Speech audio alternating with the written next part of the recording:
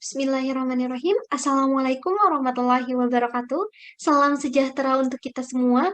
Om Swastiastu, Namo Buddhaya. Perkenalkan, nama saya Rina Nurjana dengan NIM 12130500167 dari kelas D yang akan menjelaskan mengenai hukum dagang. Nah, lingkup materi yang akan saya bahas yaitu mengenai yang pertama, yaitu mengenai apa itu hukum dagang, lalu sejarah hukum dagang, sistematika KUH dagang, lalu hukum dagang dengan hukum perdata, berlakunya hukum dagang di Indonesia, serta sumber-sumber hukum dagang. Nah, di sini saya mengambil 3 referensi. Yang pertama, buku pengantar hukum Indonesia dari Ibu Neng Yani SHMH, lalu buku pengantar hukum Indonesia dari Abdul Jamali SH, dan yang terakhir, buku pengantar hukum Indonesia dari Dr. Haji Ishak SH MHU. Baik, mungkin untuk mempersingkat waktu, mungkin kita langsung saja masuk ke materi yang pertama, yaitu mengenai apa sih hukum dagang. Nah, di sini teman-teman pasti bingung, apa sih hukum dagang, terus apa sih kaitannya sama hukum perdata? Nah, istilah dagang atau istilah niaga ini adalah terjemah dari istilah handel dalam bahasa Belanda yang oleh beberapa penulis ini diterjemahkan dalam istilah dagang,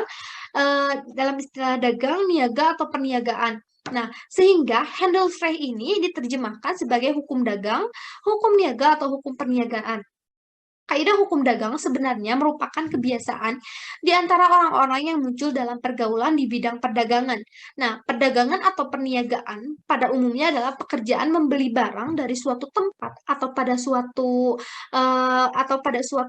tempat atau pada suatu waktu, lalu menjual barang itu di tempat yang lain atau pada waktu yang berikutnya. Nah, dengan maksud atau bertujuan ingin memperoleh keuntungan. Lalu selanjutnya, dagang sendiri artinya adalah hukum yang mengatur tingkah laku manusia yang turut melakukan perdagangan dengan tujuan usaha untuk memperoleh keuntungan. Dapat dikatakan juga bahwa hukum dagang ini adalah yang mengatur orang yang satu dengan yang lainnya dalam bidang perniagaan. Lalu, jadi apa sih definisi hukum dagang itu?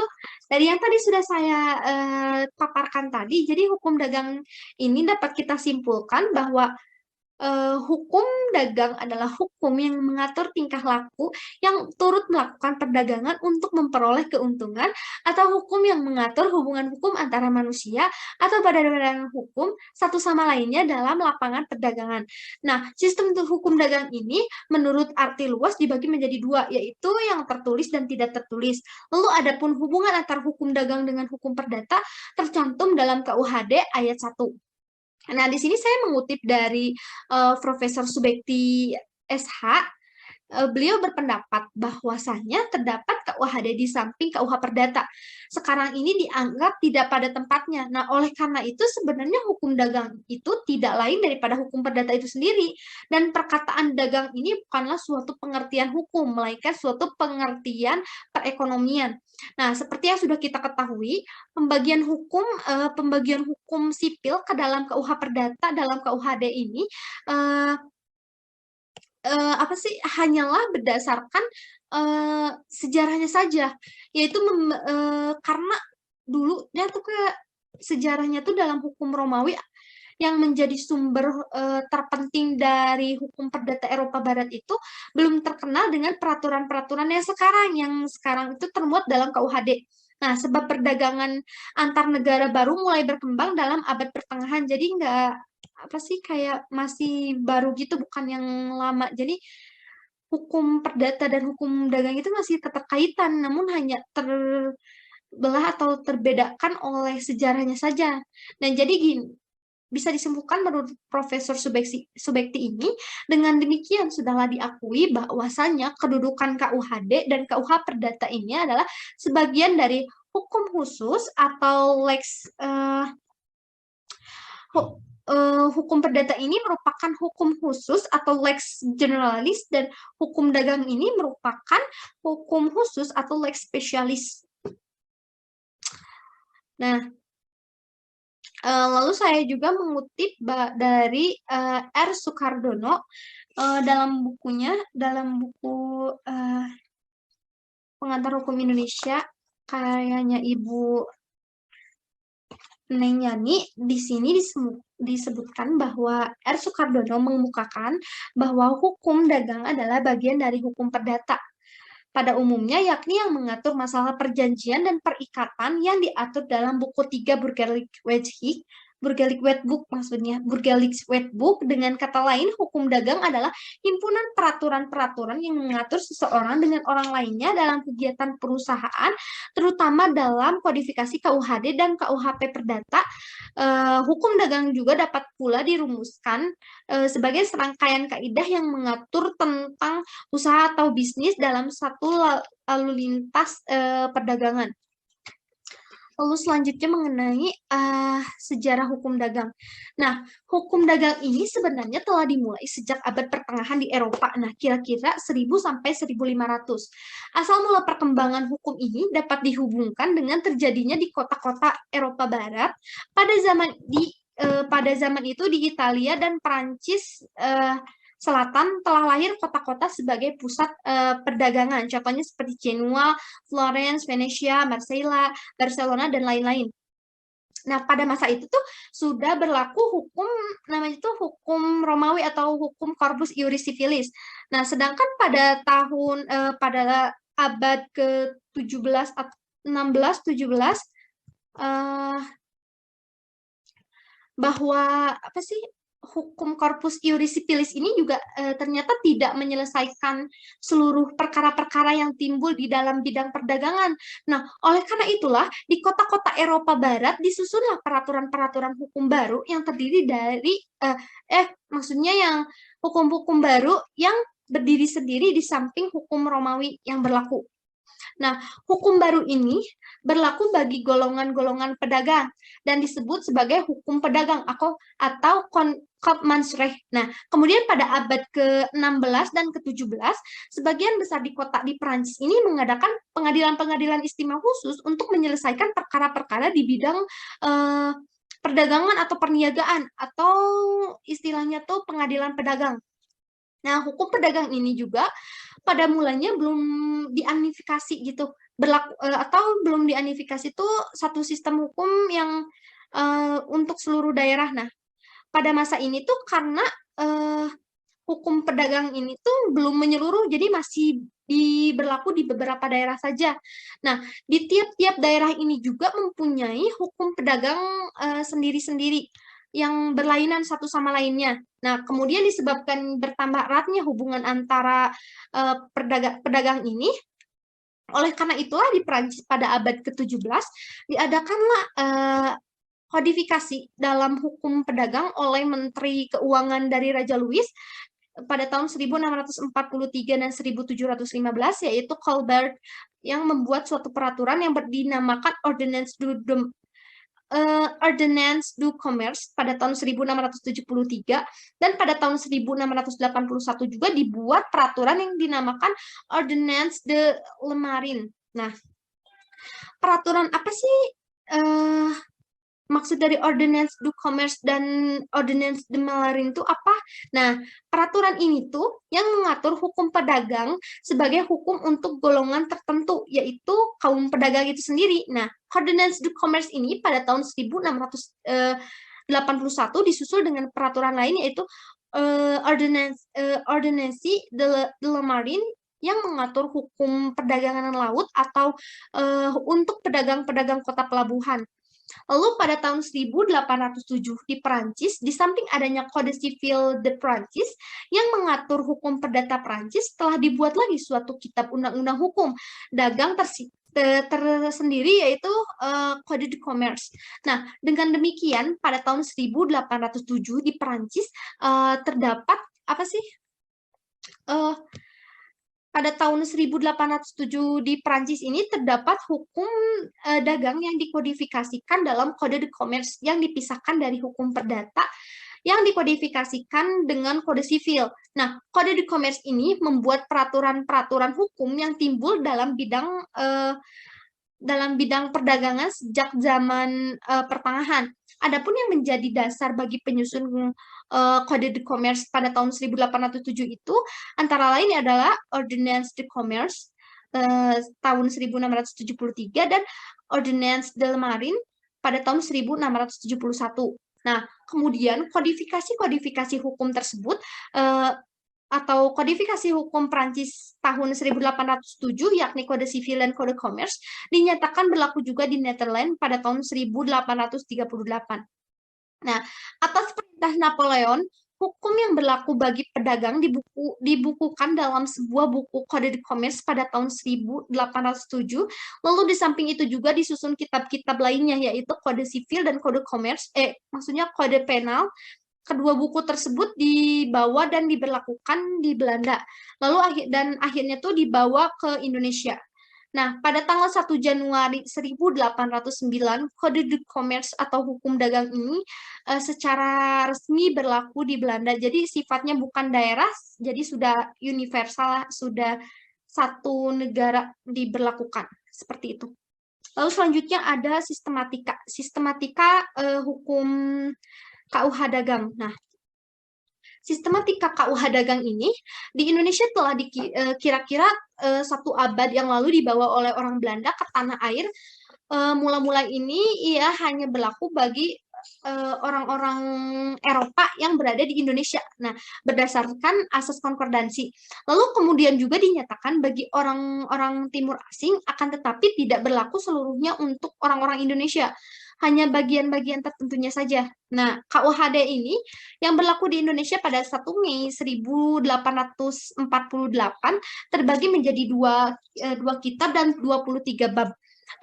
Satu yang terdiri dari 10 bab dan kitab 2 terdiri dari 13 bab. Dan isi pokok dari KUHD Indonesia itu yang pertama, kitab pertama yang berjudul tentang dagang. Tentang dagang umumnya yang terdiri dari yang pertama bab 1 dihapuskan, lalu yang kedua mengenai bab 2 tentang pemegangan buku, yang bab 3 mengenai tentang beberapa jenis perseroan, yang keempat mengenai tentang bursa dagang, maklar, dan kasir, yang keempat mengenai tentang komisioner, ekspeditur, pengangkut, dan tentang juragan-juragan perahu yang melalui sungai dan perairan darat. Lalu ada bab ke-6 mengenai tentang surat wesel dan surat order, yang ke-7 mengenai tentang cek, promise, dan kuitas, yang ke-8 tentang reklame atau penuntutan kembali dalam kepalitan. Nah, bab ke-9 mengenai tentang asuransi dan pertanggungan. Lalu yang terakhir bab ke-10 yaitu mengenai tentang pertanggungan atau asuran terhadap bahaya kebakaran dan bahaya yang mengancam hasil-hasil panen. Lalu selanjutnya ada kitab kedua yang berjudul tentang hak-hak dan kewajiban yang terdiri dari pelayaran. Nah, terdiri dari 13 bab. Yang pertama ada bab pertama itu mengenai tentang kapal-kapal laut dan muatannya. Nah, bab kedua mengenai tentang pengusaha-pengusaha kapal dan perusahaan-perusahaan perkapalan. Yang ketiga tentang nahkoda, anak kapal, dan penumpang. Yang keempat mengenai tentang perjanjian kerja laut. Yang kelima A mengenai tentang pengangkutan barang. Yang kelima B mengenai tentang pengangkutan orang. Yang keenam mengenai tentang pecahnya kapal, perdamparan, dan diketemukannya barang di laut. Yang berapa ya? Yang ke-8 mengenai pasal 569 sampai 591 dihapuskan. Yang ke-9 mengenai tentang pertanggungan terhadap segala bahaya laut dan terhadap bahaya perbudakan. Yang ke-10 tentang pertanggungan terhadap bahaya dalam pengangkutan di darat, di sungai, dan di perairan darat. Yang ke-11 mengenai tentang kerugian laut atau avari. Yang ke-11 mengenai tentang berakhirnya perikatan-perikatan dalam perdagangan laut. Yang ke-13 yaitu mengenai tentang kapal-kapal dan perahu-perahu yang melalui sungai-sungai dan perairan darat. Nah, masing-masing kita dalam bab-bab ini, masing-masing bab dibagi dalam bagian-bagian dan masing-masing bagian dibagi dalam pasal-pasal atau ayat-ayat. Bagian dalam KUHS yang mengatur tentang hukum dagang ialah sebagian besar dari kitab 3 dan sebagian kecil dari kitab 2. Nah, Lalu ada hal-hal yang diatur dalam Kitab 3 KUHS menurut buku referensi buku. Di sini dituliskan mengenai perikatan umumnya dan perikatan-perikatan yang dilahirkan dari persetujuan dan undang-undang seperti yang pertama persetujuan jual beli atau contract of sale, yang kedua persetujuan sewa menyewa atau contract of hire, yang ketiga persetujuan pinjaman uang atau contract of hand. Nah, hukum dagang selain diatur dalam KUHD dan KUHS juga terdapat dalam berbagai peraturan-peraturan khusus yang belum dikodifikasikan, seperti contohnya yang pertama peraturan tentang koperasi, dan yang pertama itu terbagi lagi menjadi dua, yaitu dengan Badan Hukum Eropa dan dengan Badan Hukum Indonesia. Kedua peraturan ini sekarang tidak berlaku lagi di Indonesia dikarenakan telah digantikan oleh Undang-Undang Nomor 79 Tahun 1958 dan Undang-Undang Nomor 14 Tahun 1965 tentang koperasi. Melanjutkan yang tadi, yang kedua undang-undang ini telah digantikan Undang-Undang Nomor 12 Tahun 1967.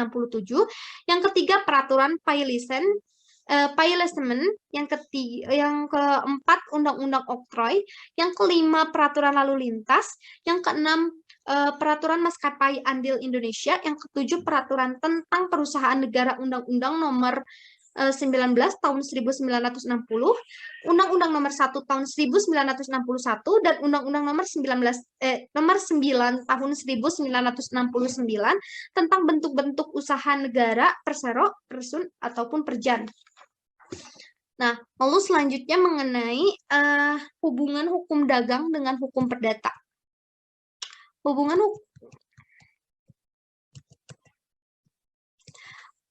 antara KUHD dengan KUH Perdata adalah bisa dikatakan sangat erat.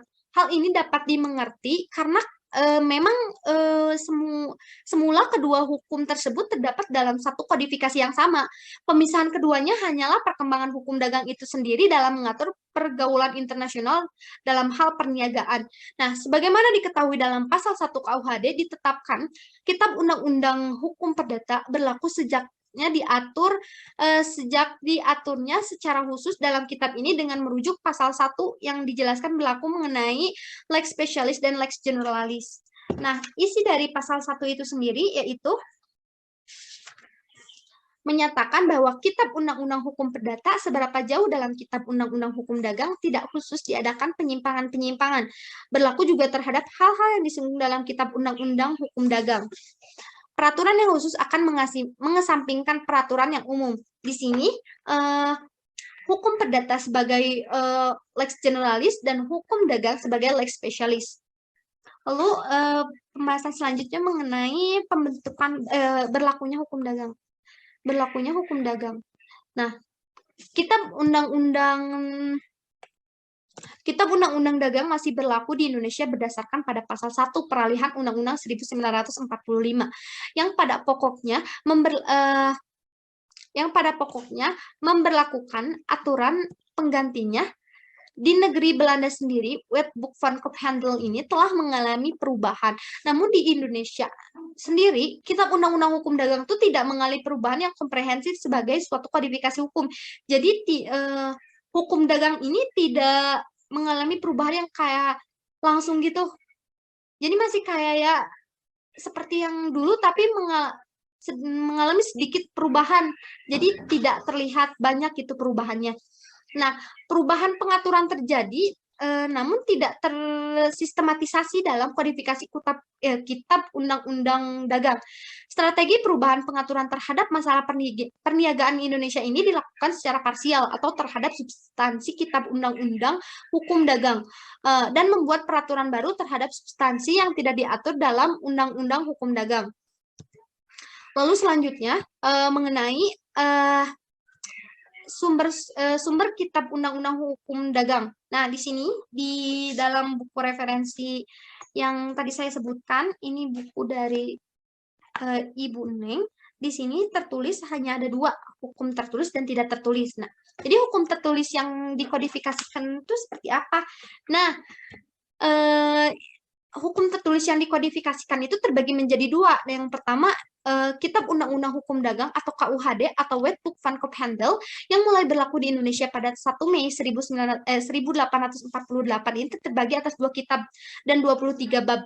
Seperti yang tadi sudah dijelaskan mungkin mengenai hal itu, namun ada sedikit perubahan. Nah, di dalam KUHD ini jelas tercantum bahwa implementasi dan pengkhususan dari cabang-cabang hukum dagang bersumber pada kitab-kitab Undang-Undang Hukum Dagang. Isi pokok dari KUHD Indonesia adalah yang pertama, kitab pertama berjudul tentang dagang yang umumnya yang memuat 10 bab. Yang kedua, kitab kedua yang berjudul tentang hak-hak dan kewajiban yang terbit dari pelayaran terdiri dari 13 bab. Lalu ada selanjutnya ada kitab Undang-Undang Hukum Perdata, KUH Perdata atau Burgerlich Wetboek. Buku kedua tentang perikatan. Lalu selanjutnya ada hukum tertulis yang belum dikodifikasikan. Hukum tertulis yang belum dikodifikasikan adalah hukum tertulis yang belum dikodifikasikan peraturan atau misalnya kayak peraturan khusus yang mengatur tentang hal-hal yang berhubungan dengan perdagangan. Baik, mungkin cukup sekian yang bisa saya sampaikan. Mohon maaf bila ada kesalahan kata atau kalimat. Wabillahi taufiq wal hidayah. Wassalamualaikum warahmatullahi wabarakatuh. Semoga apa yang saya sampaikan dapat bermanfaat bagi teman-teman semua. Terima kasih.